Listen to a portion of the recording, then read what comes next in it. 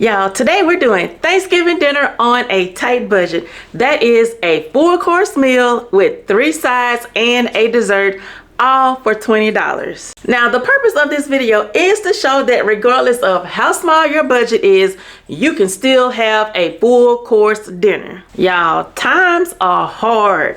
People are struggling, and I just want to show you that there are still ways you can feed your family on a tight budget. You just have to get creative with it. What I'm gonna do today is similar to what they do on the show Chopped. Raise your hand in the comment section if you've ever watched the show Chopped. Now, what I'm gonna do is take basic ingredients and transform them into a delicious Thanksgiving meal. So grab your shoes, grab your purse. Let's head to Walmart.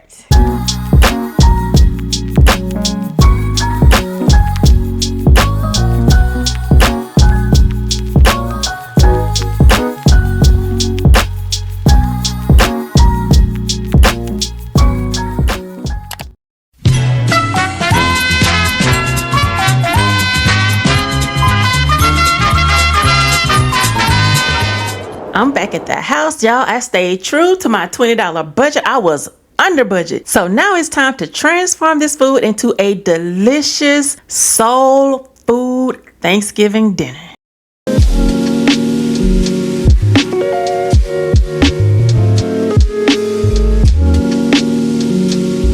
So this part is pretty simple. I'm just following the instructions on the back of the box. I did let the egg and milk sit out for a while so that it can warm up to room temperature. And the purpose of letting your stuff warm up to room temperature is so that the ingredients blend well together, creating a smooth batter. And I'll be using this cornbread to make dressing. That's why I'm cooking it first. It has to sit in the refrigerator for about an hour or two before I can actually use it for the dressing. So while I'm cooking my other dishes, this is going to chill in the fridge. I know a lot of people are against using Jiffy cornbread mix in their dressing, but we are not opposed to that. My family loves it. So now I'm just going to place the cornbread mixture into the oven, and then I'm just following the instructions on the back of the box, cooking it for 15 minutes at 400 degrees. And this is how my cornbread turned out, and it's going right in the refrigerator.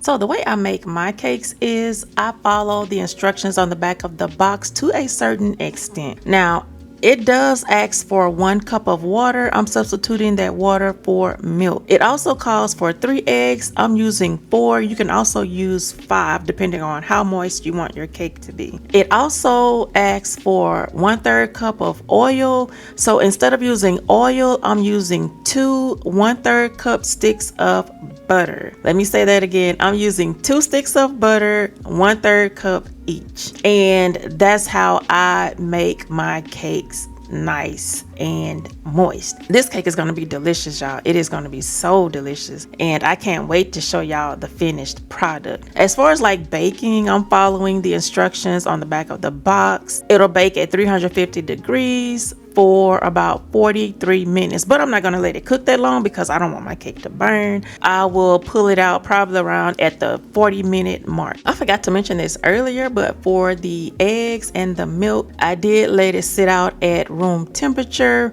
because I want everything to blend well. Y'all see how smooth this cake batter is? That is why you want your things to sit at room temperature. I'm shaking the cake batter to get rid of the air bubbles. This makes your cake evenly textured when you bake it.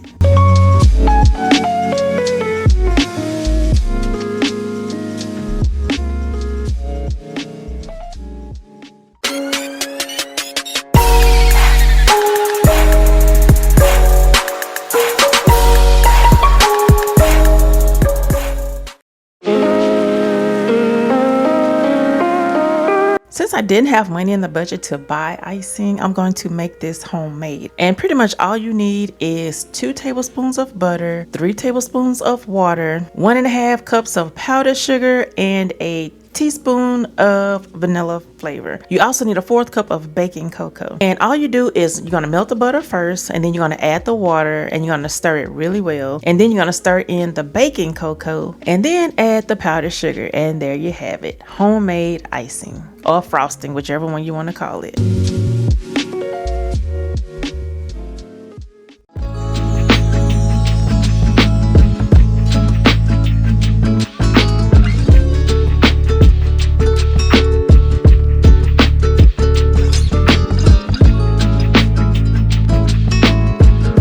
Child, let's cook this macaroni. So the first thing I do when cooking macaroni is I bring my water to a boil and I add salt. And then I add my pasta and stir it really, really well. I do a lot of stirring because I don't want my pasta to clump together. So now I'm going to drain the pasta and making sure that I don't take too much time because I don't want my pasta to clump together. If you do let it sit out for a while, you can always add olive oil or any type of oil and mix your pasta up. If you have other things to do before you can complete the meal.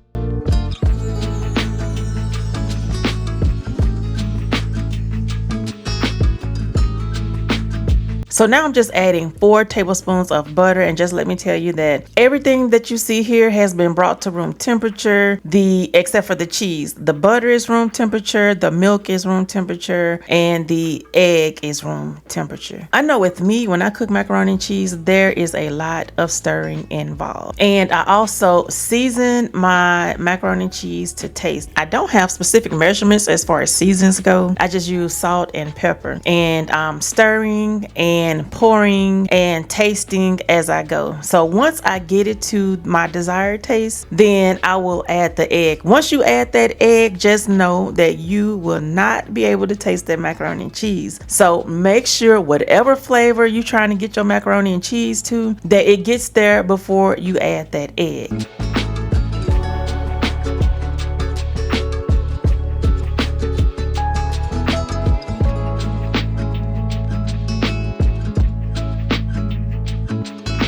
So I have a tiny casserole dish, and I'm going to pour my macaroni and cheese in this and cook it. Because I do have like the 1 box of Kraft macaroni and cheese, I'm using a smaller dish. This is all I could get for $20, and this is what it looks like once I put everything together and top it with cheese. Now I'm just sprinkling a little paprika on top to give it that extra color when it comes out of the oven. And now I'm going to place it in the oven for 30 minutes at 350 degrees.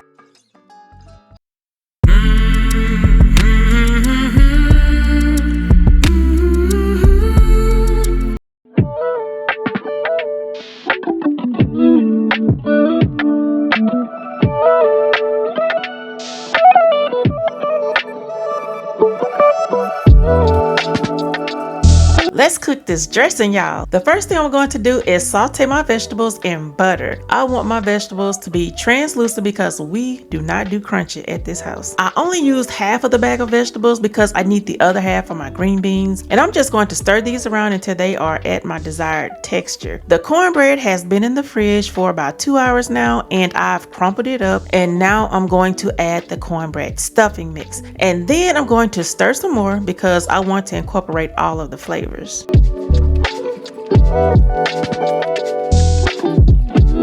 So here I'm adding my sauteed vegetables. This is my desired texture. Now, if I wasn't on a tight budget, I would have used the Trinity, which is celery, bell pepper, and onion. But since this was a cheaper option, I just grabbed this bag with everything included. And now I'm going to stir in the sauteed vegetables really well. I'm adding a little seasoning to this because I know my family and they prefer the added flavor. This is real life, y'all, and I can't waste this $20 because I don't have $20 to waste. So I had to dig in my spice drawer, and I'm going to add a little extra flavor to this cornbread stuffing. You can totally get away with not using any of these spices because the stuffing mix already has that herb flavor mixed in. And y'all, I am tasting this as I go because I want to make sure that the flavor is on point. When adding chicken stock to your dressing, you don't want to go all in and pour too much. You want to pour a little bit at a time and stir in between pours. Once you pour too much, you can't take it back out. So that's why I suggest pouring a little at a time until you get it to your desired texture. And this is the texture that you want. If you don't pour enough chicken stock and your stuffing goes into the oven dry, just know that it's going to come out even more dry, and we don't want dry stuffing. And the same is true if you put too much chicken stock in there. We don't want a soupy texture. So now I'm just mixing up the egg. Again, once that egg goes into the dressing, we do not want to taste this dressing. Make sure, however you want your dressing to taste, make sure it gets there before you add the egg. So now I'm going to pour this into a casserole dish, and then we're going to bake it at 400 degrees for 40 minutes.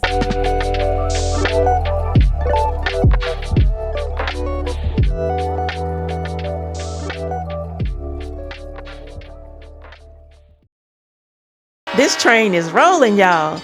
Let's cook some candied yams. Now, before I started peeling them, I scrubbed them under some cold water with a brush. And after I peel them, I'm going to run them under some water again. Now, I do have a potato peeler, but I can get her done much faster with this knife. Now that they've been rinsed, I'm going to cut off the blemishes, and then I'm going to run them under some water again before I begin to slice them. Now, I do have a potato slicer, like the dicer and slicer type deal, but y'all, we have a love-hate relationship because you need the strength of Hercules to get any type of potato through that slicer. So I'm just going to do it the old-fashioned way and slice it with my hand and a knife. Next, I'm going to add white sugar, brown sugar, cinnamon, butter, vanilla flavor, and water. I didn't have nutmeg, but that's okay because it's still going to taste good. And I hate to keep saying this, but I don't have specific measurements for these candied yams because my parents taught me to cook by taste. So it's like I pour everything in until I get it to my desired taste, and then that's how I know to stop adding things. I think I added a little too much water, but you know what? That's okay because it's going to boil down during the cooking process. These are all the seasonings that I'm using on my slices of turkey. Now, I want to make sure that it is well seasoned, but I didn't want to overdo it. The seasonings in this glass bowl is enough to cover the front and back of each slice. Now, y'all know that turkey is the star of the show for Thanksgiving. And I wish that I could have been able to get an actual turkey, but that was just not in the budget. But this will definitely do the trick. The good thing about these slices is you don't have to thaw this out for 3 days, nor do you have to sit around and wait for it to cook for about 4 hours. These are so thin that it doesn't take that long to cook because y'all know if you overcook something this thin, it will lead to a tough, chewy turkey. Ain't nobody got time for that. I know that's right. So now I'm just going to add a little bit of chicken broth, not too much, and then I'm going to top it with butter, and then we're going to get these bad boys in the oven.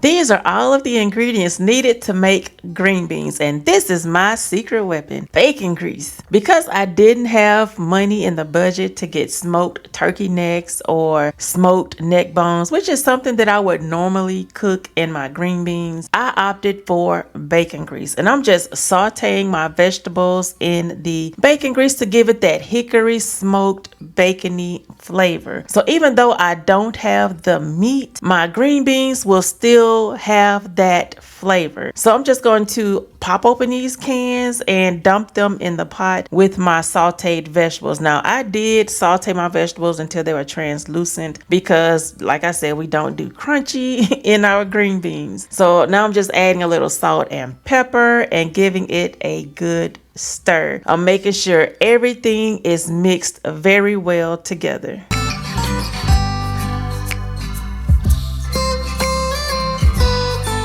Next up is the turkey gravy mix, and I'm just following the instructions on the back of the package. I know I could have made this homemade, but the convenience of just cooking it from that package is what sold me on getting it. Oh my God!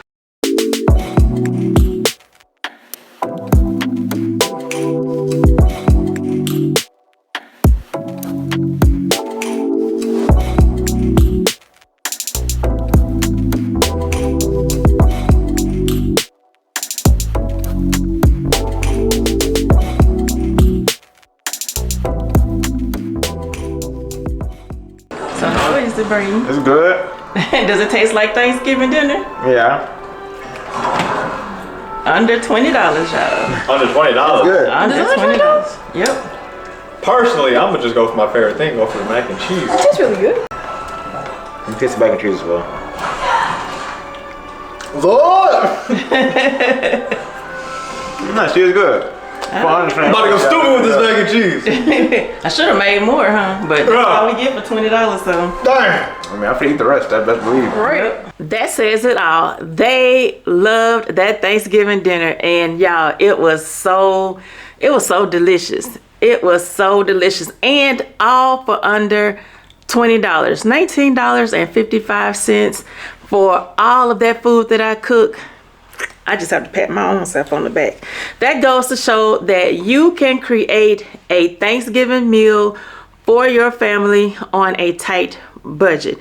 Now, as you can see in this video, I did use things that I already had on hand, like butter, milk, eggs. Those were not included in things that I bought because I'm assuming everyone has those things at home. You don't have to use all of the same spices that I use, like the poultry seasoning, the thyme, the sage. You don't have to. You can totally get away with not using any of that.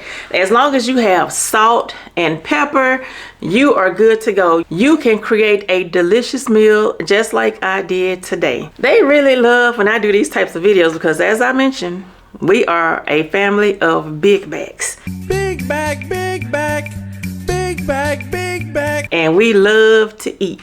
And today did not disappoint. So I hope you all enjoyed this video. I pray that you have an amazing day. I pray that you all have an amazing Thanksgiving. And I want you to take the tips that I showed in this video if you are struggling. Now, if you are struggling, if you don't have $20, you can totally get a free Thanksgiving meal. Just check your local food pantry or check your local church. Now, I do know my husband's grandma's church, they offer like baskets of food that comes with like turkey, vegetables, all the things you would need to make Thanksgiving dinner. So check with your local church. Our church does the same thing. We have a food drive, like all of the churches around here.